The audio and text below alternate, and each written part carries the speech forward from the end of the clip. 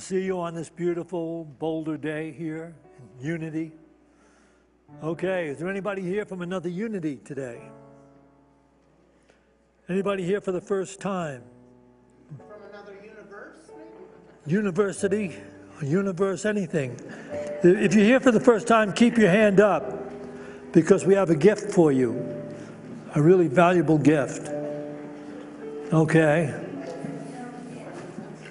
Anyway, we've been going through the measures of understanding through these talks that are being shared by Santisha, giving us insights. Today is one of the most key things that we don't always recognize is the fact that forgiveness is a complete and utter yoga. You'll start wherever you start with it. It's going to take you all the way through to the enlightened state of consciousness. And so look forward to this talk today.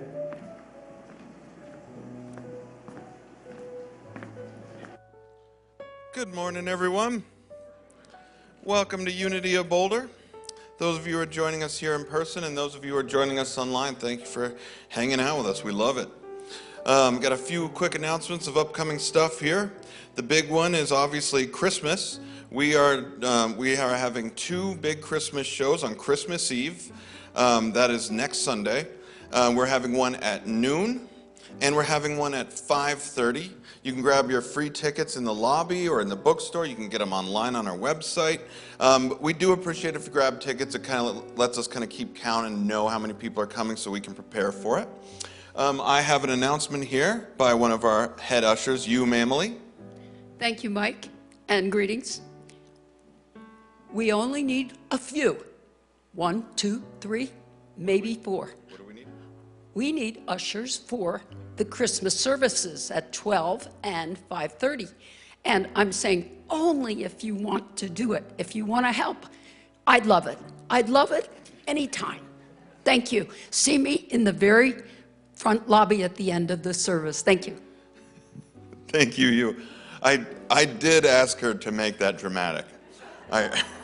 And she delivered. Thank you.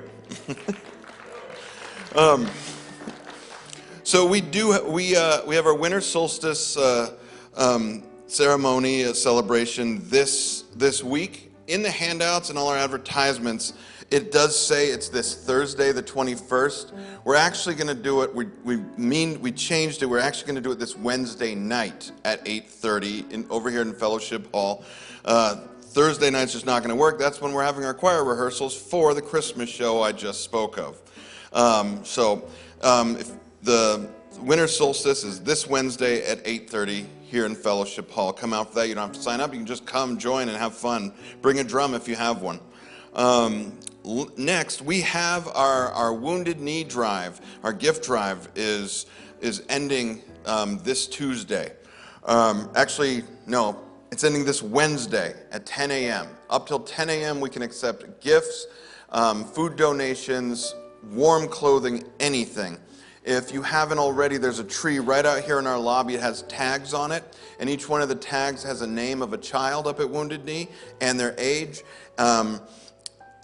So you can buy an appropriate gift. Please grab a tag off that tree if you haven't, but if you do, make sure to get it to us before Wednesday at 10 a.m. We are looking for people to help us wrap gifts today, tomorrow, and Tuesday. If you want to come wrap one gift, wrap 10, please let Heather know. We absolutely need wrappers.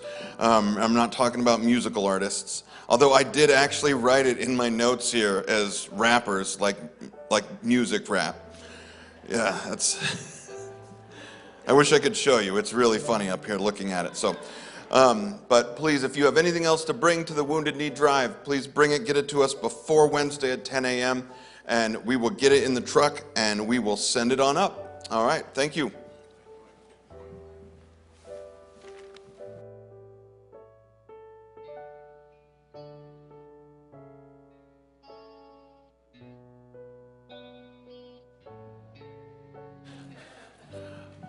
Our service order is a little different today. Now I would like to welcome up our special musician. Oh yeah, right now. I'd like to welcome up our special musician, Rebecca Abraxas. Y'all know Rebecca. Rebecca, get him. And I have one little announcement more to make about the one-day retreat workshop we are having over here in Fellowship Hall, January 13th. It's for the ladies. It's to cultivate peace for our 2024. If you'd like to learn more about it, come see me. I have flyers. So you'll be spending the day with me and my friend who is a life coach. So that's January 13th.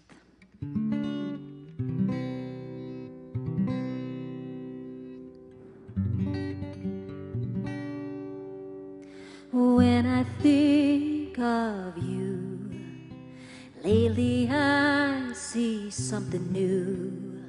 All the things I didn't see are finding their way back to me.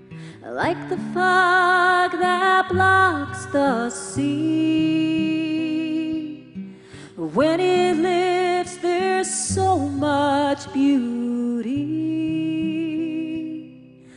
I see you, I see your heart. I see you, I see your light. I see you and all the parts I refuse with such a fight. I see you.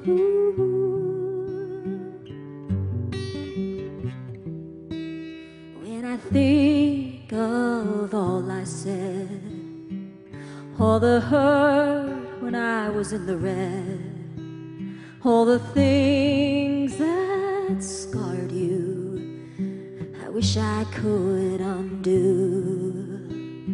But like the flower that blooms in the spring, you open your heart again and again. I see you, I see your heart. I see you, I see your light. I see you and all the parts I refuse with such a fight. I see you.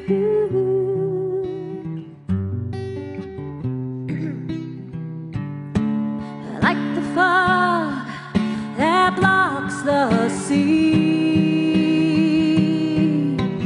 When it lifts, there's so much beauty. I see you, I see your heart. I see you, I see your light. I see you and all the parts I refuse with such a fight. I see you.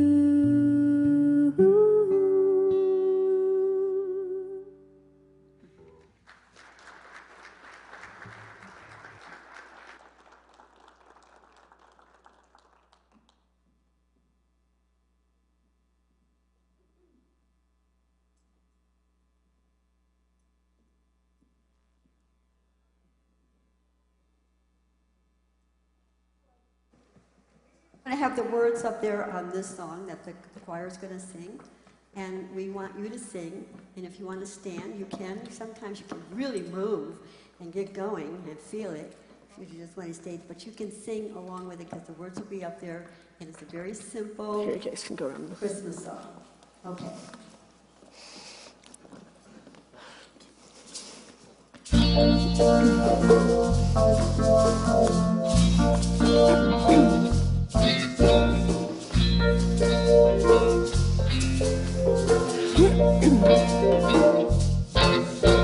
A long time ago in Bethlehem town, light from heaven to earth came down.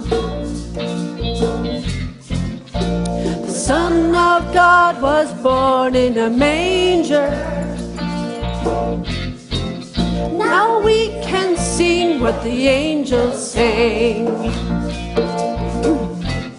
They sing glory, glory in the highest, peace on earth, goodwill to all. Glory, glory in the highest, peace on earth, peace on earth, peace on earth, peace on earth, goodwill to all. So now you know it, what we're singing. He shall be called the name of Jesus. Brings the message of God within us. The chains of doubt and fear are gone now. Oh, joy to the world, the light has come. They sing glory, glory in the highest, peace on earth, goodwill to all. Glory, glory in the highest, peace on earth, peace on earth, peace on earth, peace on earth, goodwill to all. Glory, glory in the highest, peace on earth, goodwill to all. Glory, glory in the highest, peace on earth, peace on earth, peace on earth, peace on earth, goodwill to all. Yes!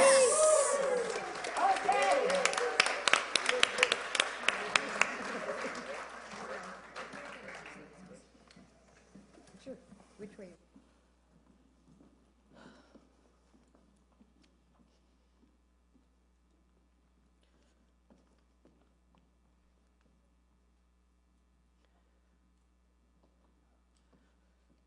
All right, that was fun.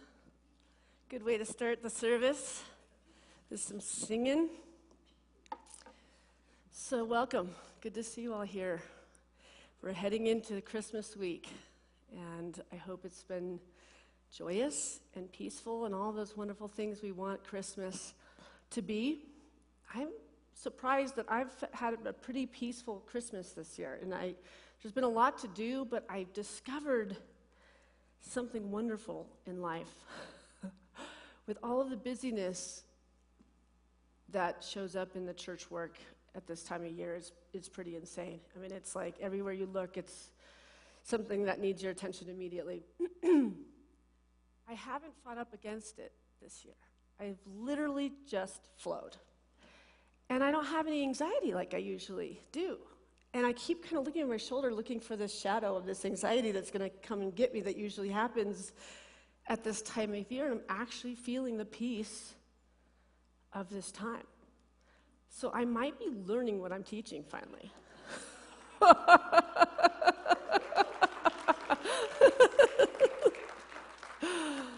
mean, I've had little moments where it's like, oh, but then I'm like, oh, that's not me anymore. We don't have to do that. We just give this to God. Spirit's got it, our back, and we can flow with it. So today my talk title is The Christmas Gift of Forgiveness. 'Tis the season. It's the season of gratitude, of gift giving and receiving, reconnecting with friends and family. It's the season of lights, decorations, sweaters, and eggnog, parties, gatherings. It's the season we celebrate the birth of the Christ consciousness within us in unity. So that's such a broad idea to bring in the birth of Christ consciousness in us. Has all of the signs, and really what the meaning is the awakening, the process of awakening to the greatness that we are.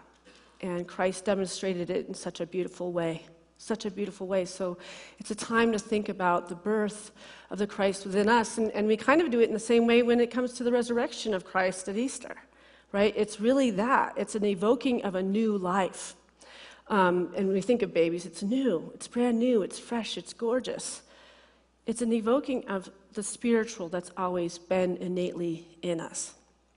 And we can forget about that innate energy when we get caught up in the world, in the busyness of this outer world, and we're still trying to keep up with some sort of race of life. Because if you think about life and how busy it is and how structured it is and all that we have to do, we're really running all the time. And there's a lot of noise in this life. And when we take the time to stop,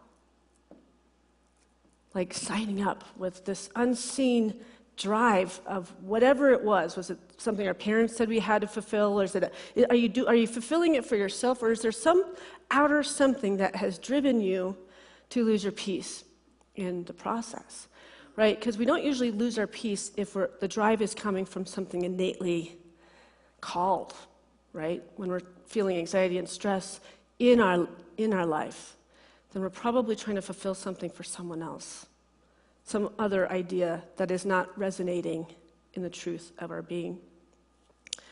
So 'tis the season of lists. Lists can make us feel a little frantic, or getting to the post office in time to get everything to everybody. Lists of who and what we are thankful for are really good lists we can write down.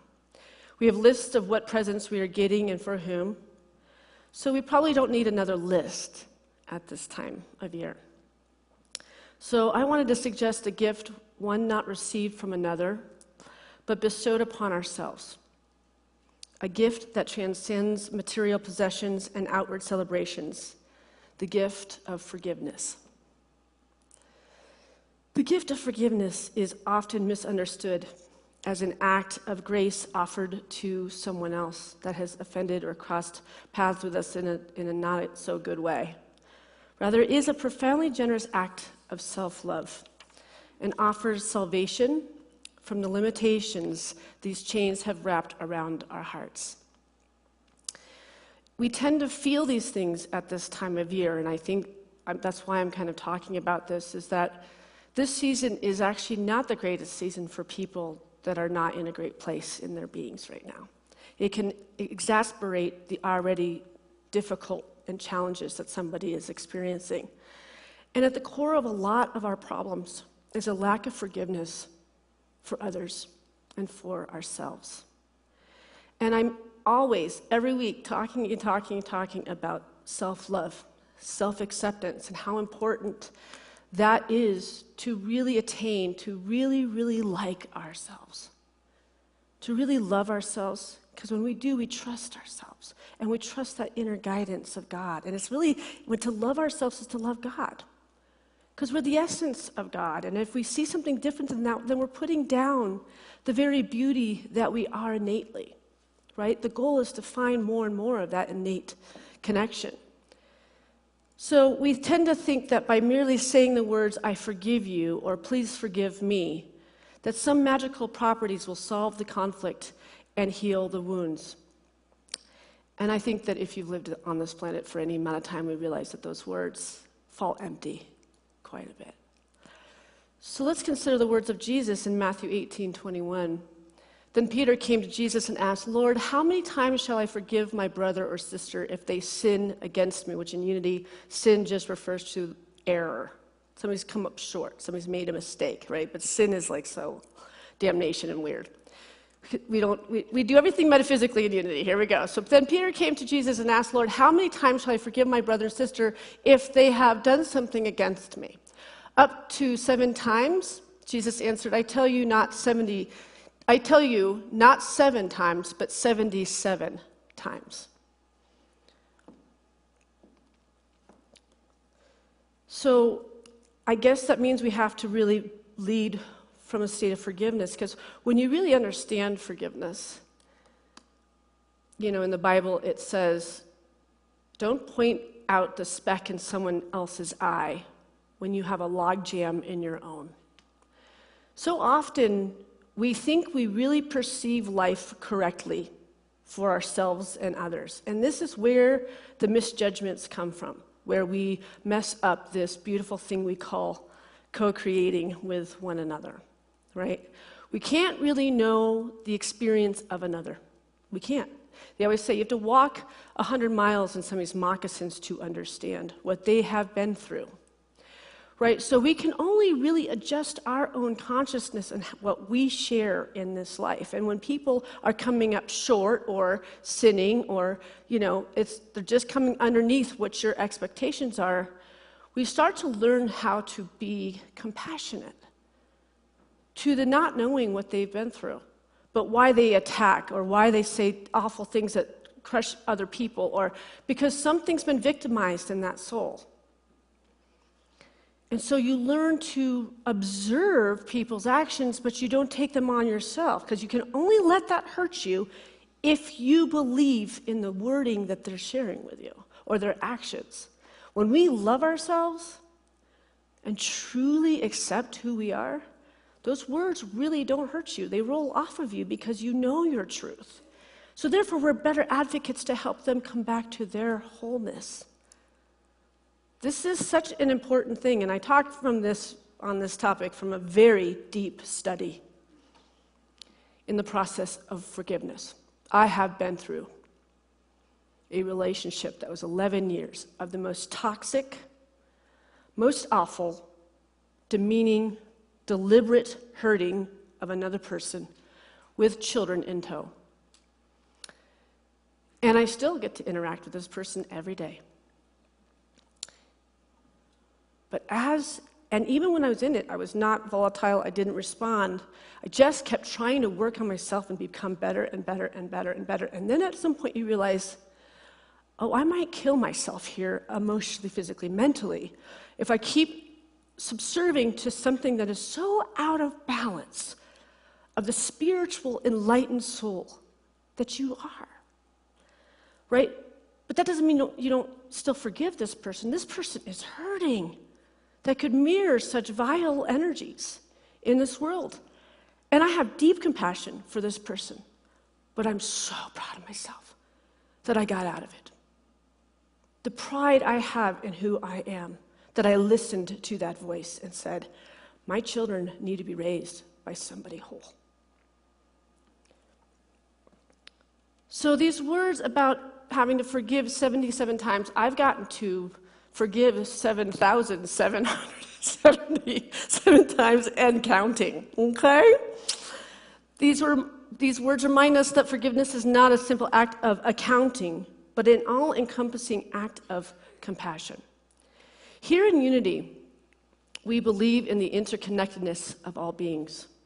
When someone hurts us, the pain doesn't exist in a vacuum.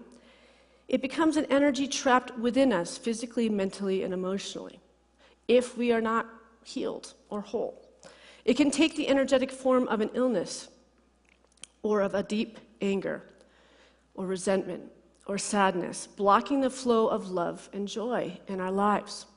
When we cling to these emotions, we feed them with our thoughts and perceptions, thus creating a feedback loop that keeps reminding us of this limitation within us. Because when we're sitting in a situation where we're not forgiving somebody else or forgiving ourselves, we are in limitation. Because it's got a life form in us. We're playing out a story in the subconscious to the conscious, subconscious to the conscious. And you know that when we do that we're actually lying to ourselves because you actually can't replay it correctly.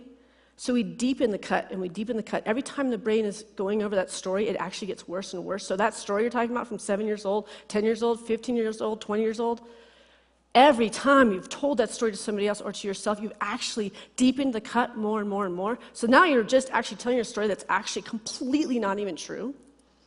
I mean, there's truth to it. I mean, think about that.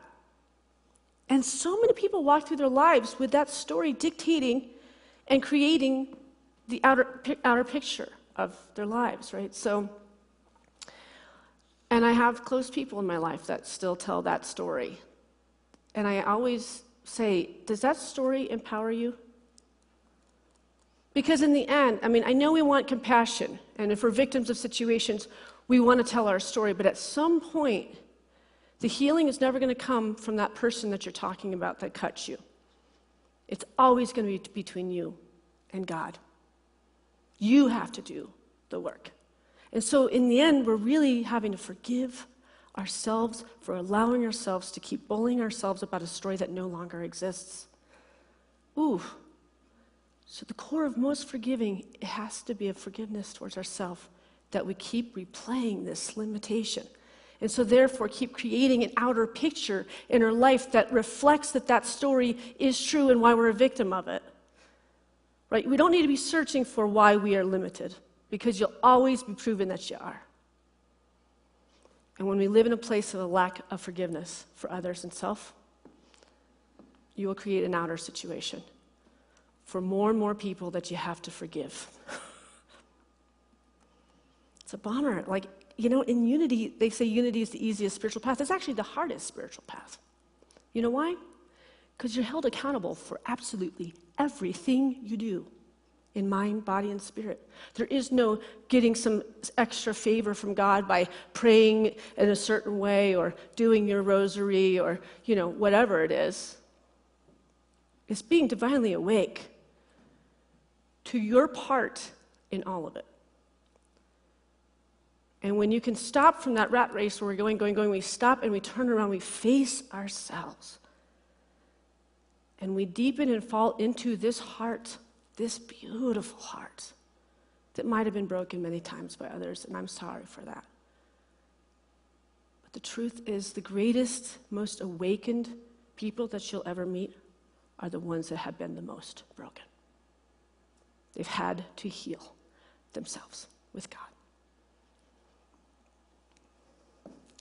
In love without conditions, Paul Ferrini writes, in your interaction with your brother or sister, you have a simple choice: to find him, her innocent, or find him, her guilty.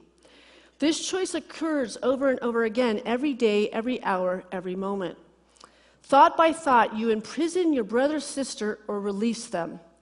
And as you choose to treat them, so do you deliver the same judgment upon yourself. This is the greatest book on the planet, by the way. Love Without Conditions by Paul Ferrini is by far my favorite spiritual book on the planet. And it does have a big picture of Jesus Christ in the front, which I wouldn't have done that because I feel like it keeps a lot of people from reading the book, and it's gorgeous. In your interactions with brother or sister, you have a simple choice to find him, her innocent, or find him, her guilty. This choice occurs over and over again, every day, every hour, every moment. Thought by thought, you imprison your brother or sister or release them. And as you choose to treat them, so do you deliver the same judgment upon yourself. So as you release that person that you so badly want to blame for your brokenness, as you release them in forgiveness, you give yourself your life back. And you give it to yourself abundantly. You cannot get to heaven by holding your brother down, nor will you get there if you try to carry him. Each of you has been given the means to discover your own innocence. Simply acknowledge your brother or sister and bless them upon their journey. If they ask for your help, give it gladly. But do not try to do for your brother what he must do for himself. So all it's saying is you have to release them from the bondage. And then if they do it for themselves or not, that's none of your business. When you start to realize there's a lot of things that are none of your business, your life becomes really free, by the way. Like my kids will say, yeah, honestly, right? My children will reiterate things that this specific individual I was talking about, and they'll share this thing and they're really frustrated with it. I'll give them spiritual tools of how to conquer, not taking it into their beings and their souls and who they are. But I also will say, you know what? What that action was is none of your business. And it's none of my business. And I always bring them to the point, can you imagine how this person feels inside to share these type of things with you that is being carried to me? And in the end, we have such deep grief for this person that is at the core the most beautiful human being that's lost its way. When you really, really get that, the meanest people in your life are crying for help. It's a cry for help. When you're stung by that scorpion that you keep trying to go back and do something nice, and you're like, oh, please don't do it, and then they sting you again, and we expect them to be something different. No, we don't keep going back to get stung. We release them. And they'll come to it if it's meant to be.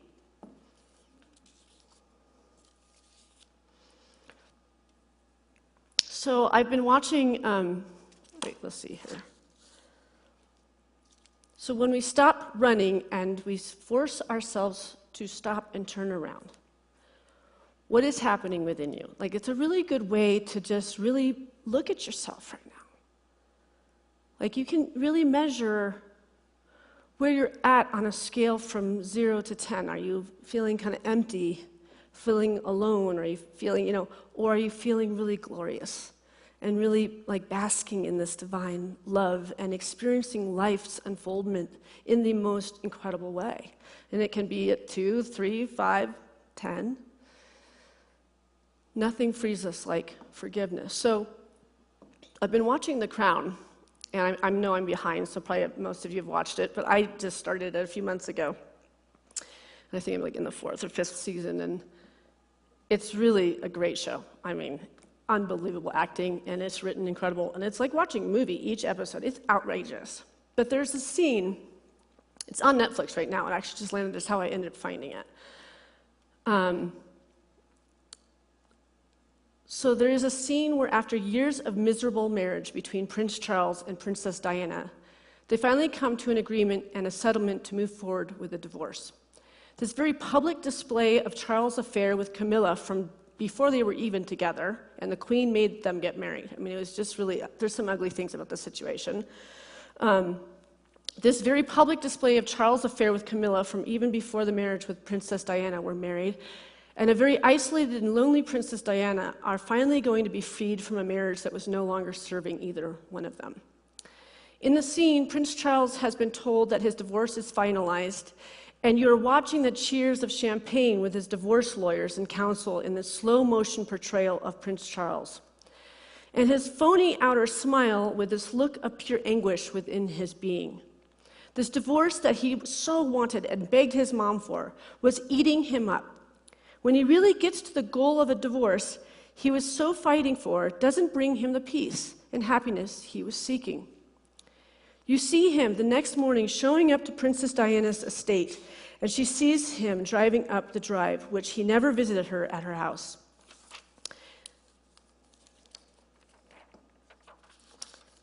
It seemed he had no compassion of her plight in the monarchy at all. I mean, the way they kind of portray him. But something shifts in this scene. She answers the door and she asks Prince Charles pretty curtly, "Why are you here?" He says, "I don't know. I got in my car and it just drove here." She invites him in, and they proceed to share in a beautiful and raw scene of them hashing out all the ways they hurt each other. But most importantly, Prince Charles takes a lot of ownership of his part. I found myself sitting on the couch in this scene with Mike sitting next to me, and I was just weeping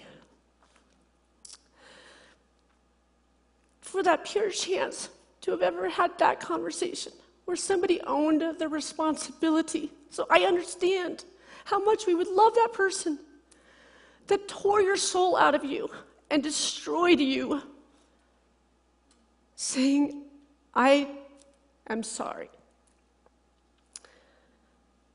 The pure chance for healing between two people that have hurt each other isn't promised. And many times that door stays open, there's no closure or ownership of the other's part in the dissolution of a relationship. So even though it was a beautiful portrayal of the possibility, it's fantasy, well, I mean, it's kind of true, but it's, it's written really well. And somebody, whoever wrote that, went through this, okay? Because they nailed it. It was amazing.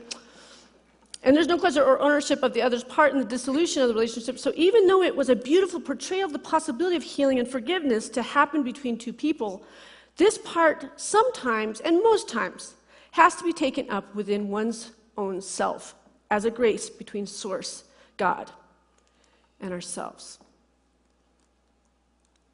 As much as the healing words of somebody saying, "I'm sorry," sometimes we have to say sorry to ourselves.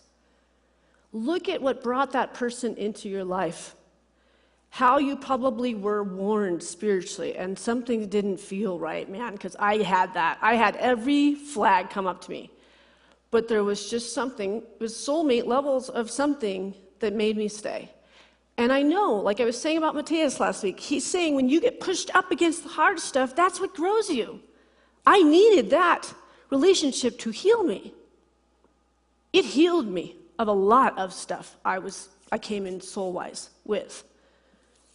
And I'm thankful for it. So, I want to share one more thing from Love Without Conditions by Paul Farini. Do not make the mistake of giving your brother or sister the power to forgive you. This places power outside of yourself, where it can never be. Ask for their forgiveness, but if they withhold it, do not assume that forgiveness will never be yours. Indeed, it is always yours. Those who withhold forgiveness only withhold it from themselves.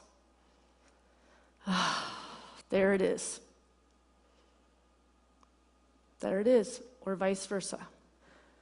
So really, we think this is such a relationship thing. But there's a wonderful little book that talks about this, and I'm going to play an audio that Jack and Mike and Heather and I read together, and we did this a few years ago, and I'm going to share it again right now.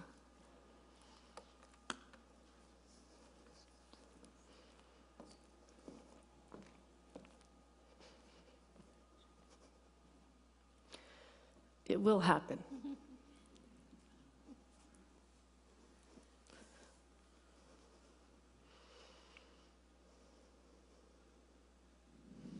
Little soul, be a light unto the darkness, and don't be mad about it. Then you will know who you really are, and all others will know too. Let your light so shine that everyone will know how special you are. You mean it's okay to let others see how special I am? Asked the little soul. Of course. God chuckled. It's very okay. But remember, special does not mean better. Everybody is special, each in their own way. Yet many others have forgotten that. I know what I want to be. I know what I want to be. The little soul announced with great excitement. I want to be the part of special called forgiving. Isn't it special to be forgiving? Oh, yes. God assured the little soul. That is very special. Okay, said the little soul. That's what I want to be. I want to be forgiving. I want to experience myself as forgiving. Good, said God. But there's one thing you should know. The little soul was becoming a bit impatient now. It always seemed as though there were some complication. What is it? The little soul cited. There is no one to forgive. No one? The little soul could hardly believe what had been said. No one. God repeated. Everything I have made is perfect. There is not a single soul in all creation less perfect than you. Look around you. Looking at the countless other souls gathered there, the little soul said, This is going to be no fun at all. I wanted to experience myself as one who forgives. I wanted to know what the part of special felt like. And the little soul learned what it must feel like to be sad. But just then, a friendly soul stepped forward from the crowd. Not to worry, little soul, the friendly soul said. I'll help you. But what can you do? I can give you someone to forgive. You can? Certainly, chirped the friendly soul.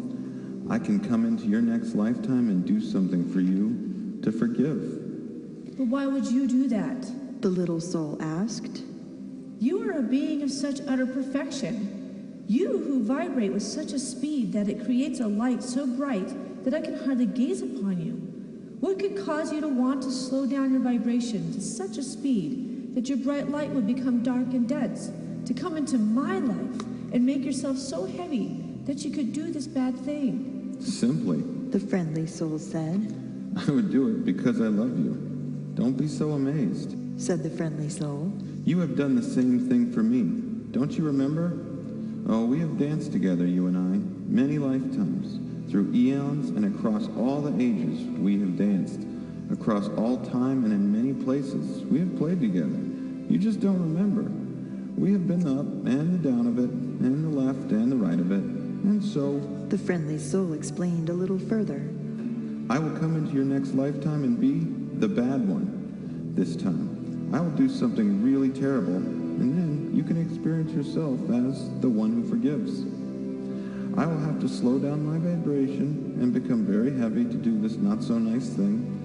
I will have to pretend to be something very unlike myself, and so I have but one favor to ask of you in return. What is it? The little soul asked. What can I do for you? You are such an angel to be willing to do this for me. Of course, this friendly soul is an angel. God interrupted. Everyone is an angel. Always remember, I have sent you nothing but angels. What can I do for you?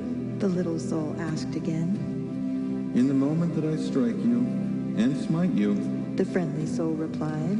in the moment that I do the worst to you that you could possibly imagine, in that very moment, Yes? The friendly soul became quieter still. remember who I really am. Oh, I will. Cried the little soul. I promise. I will always remember you as I see you right now. Good, Said the friendly soul. because you see, I will have been pretending so hard, I will have forgotten myself. And if you do not remember me as I really am, I may not be able to remember for a very long time. And if I forget who I am, you may even forget who you are. And we will be lost. And then we will need another soul to come along and remind us both of who we are. No, we won't. The little soul promised again. I will remember you, and I will thank you for bringing me this gift. The chance of experiencing myself as who I am, and a special part of me that forgives. And so the agreement was made, and the little soul went forth into a new lifetime, excited to be the light, which was very special, and excited to be that part of special called forgiveness. And at all the moments in that new lifetime, whenever a new soul appeared on the scene, whether that new soul brought joy or sadness, and especially if it brought sadness, the little soul thought of what God had said. Always remember, I have sent you nothing but angels.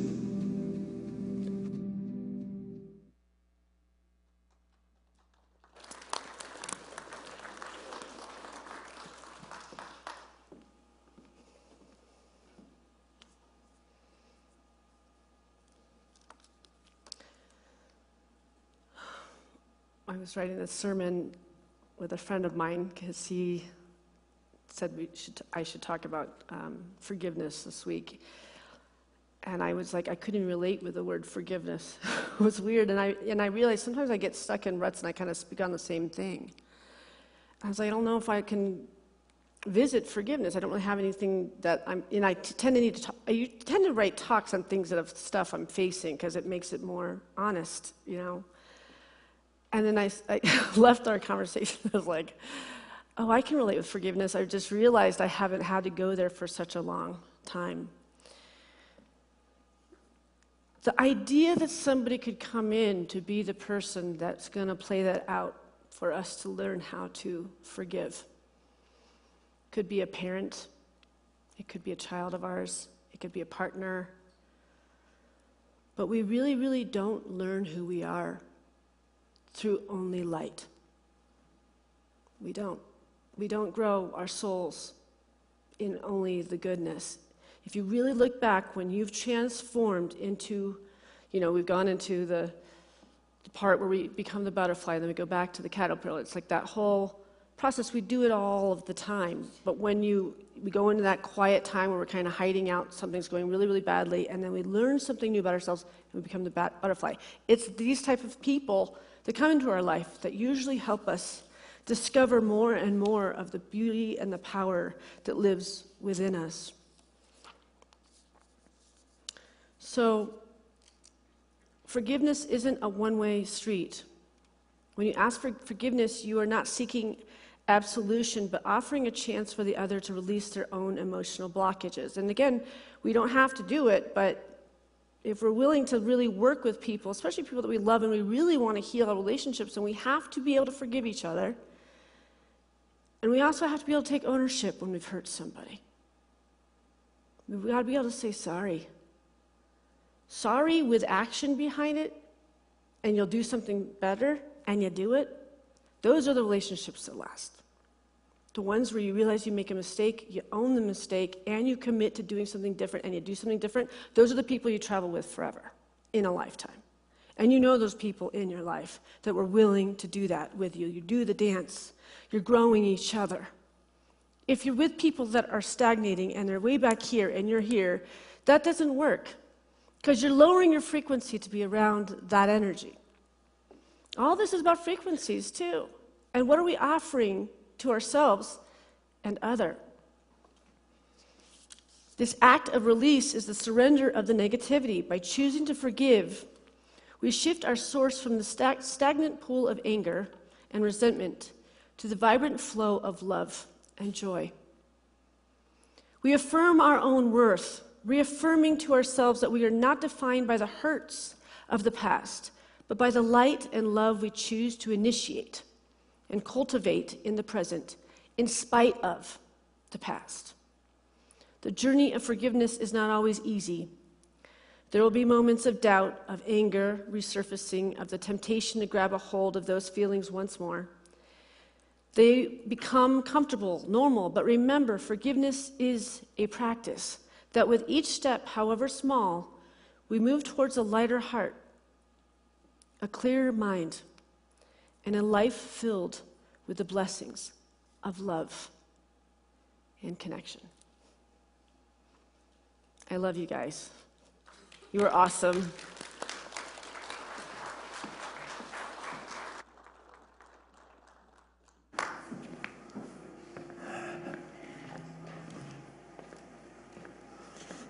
Well, beautiful, insightful message this morning. We can always carry that with us wherever we go. I'm sure some of you right now are releasing conditions and circumstances that you've had, difficulties with. That's what it's all about. The spiritual journey is about removing the blocks to love. That's it. Let them go. And now we have the opportunity to give back to Unity. So those people that are watching online, you can scroll down to where it says donate, find some way to donate to Unity of Boulder. And those of you here that can bring to mind how you'd like to donate to Unity of Boulder, you have these ways right here. And then some of you can just bring your gift into your hands, and you can bless that gift with this offering prayer. Divine love, through me, blesses and multiplies all that I have, all that I give, and all that I receive, because I give. And so it is. Amen.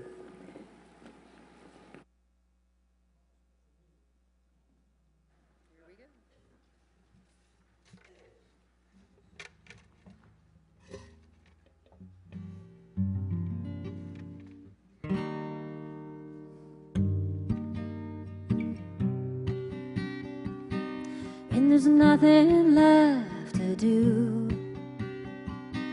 and all I want is the truth. And my mind has nothing more to say, and the words become a blur. There's a little pulse inside that won't let my spirit hide. There's something I know, like a forgotten dream, and it's there for me to believe. I believe in you, I believe in me, I believe in love.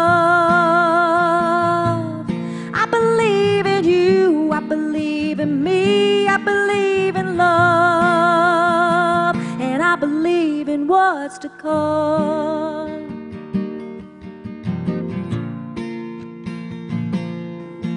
When I start putting me down, my body cringes at the sound, and I forget what is real, and I berate all I've built. But there's a little pulse inside that won't let my spirit hide. There's something I know, like a forgotten dream, and it's there for me to believe. I believe in you, I believe in me, I believe in love. I believe in you, I believe in me, I believe in love. And I believe in what's to come.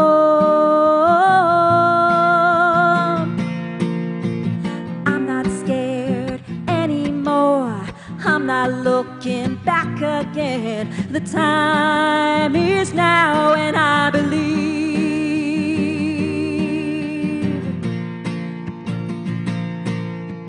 There are words that help me live more than I thought I could, and there are words that cheapen my darkest mood. Which one would you choose? No more picking the ones that lose. There's something I need, and it's as simple as a word, and it's there for me to believe. I believe in you, I believe in me, I believe in love. I believe in you, I believe in me, I believe in love. I believe in you, I believe in me, I believe in love. And I believe in what's to come.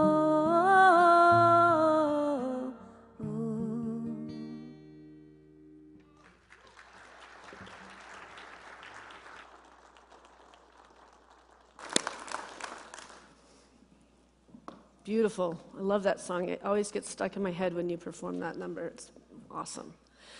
All right, well, we have prayer partners available to you at the end of this service, wearing those beautiful prayer shawls, and if you just stay seated in your seat at the completion of the service, they will come and find you and pray with you in the sanctuary or downstairs in our beautiful meditation room. You don't want to miss this performance this next Sunday. It is in lieu of our normal services, so there's no 9 or 11 service next Sunday. It's at noon and at 5:30. You want to grab your tickets right out in the lobby and bring your friends. It's something to be proud of. This place puts on beautiful productions for Christmas and Easter and other holidays, so you don't want to miss this. Pick that up. And I'm also going to do a discussion group at the end of the service in the back of the sanctuary if you'd like to discuss the topic of this sermon a little bit more with me. We need people to help us unload some trucks of gifts out in the... You took the words right out of my mouth. All right, I'm sorry. I just wanted to announce that the solstice is going to be on Wednesday night from 8:30 on till about 10 o'clock, and maybe not quite that late. But that will be in the fellowship hall. And also, it's advertised everywhere wrong because we realize we have too big of rehearsals to do on Thursday. So... All right, yes, so be sure. We need a couple of strong guys to unload toys and stuff that are going to the Native Americans in the north. So if you can do that right after the service, we have these trucks full of toys. They have to be brought into the church. the Lakotas. Yeah, Lakotas. All right. Okay, so I definitely am going to be doing that solstice. So bring a drum, because it's going to be drums, you and I, and who comes, and movement. Okay. All right, let's all rise and close with "Let There Be Peace on Earth," and let's circle up around these pews. Whenever we sing this song, we should really just bring to mind so these pews right here, you just want to go around them to hold hands. Russia, the Israelis, the Palestinians. Just bring to mind the light coming into their consciousness. Everybody squeeze somebody in. It's pretty thin on the other end, so let's... Yeah. Stretch it out. You're hinting the way Gilly hints with his nose, if he can get some treats. All right, here we go. Let there be peace on earth, and let it begin with me. Let there be peace on earth, the peace that was meant to be, with God as creator. Family all are we. Let me walk with my family in perfect harmony.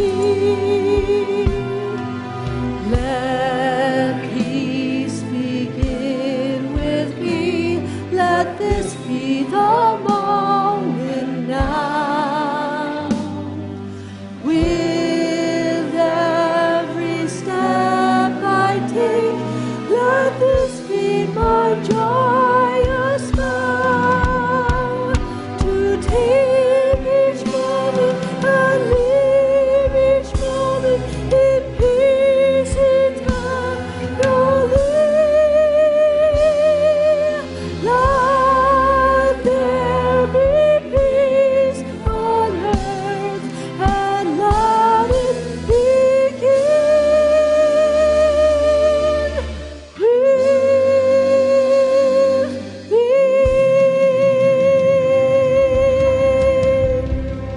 And so it is. We have reception in the fellowship hall, so join us in there, and you can also join us for I release and I let go. I release and I let go. I let the Spirit run my life, and my heart is open wide. Yes, I'm only here for God. No more struggle, no more strife. With my faith I see the light. I am free in the Spirit. Yes, I'm only here for God. I release and I let go. I let the Spirit run my life, and my heart is open wide. Yes, I'm only here for God. Now it's your turn. We want to hear you. Louder, I can hear you.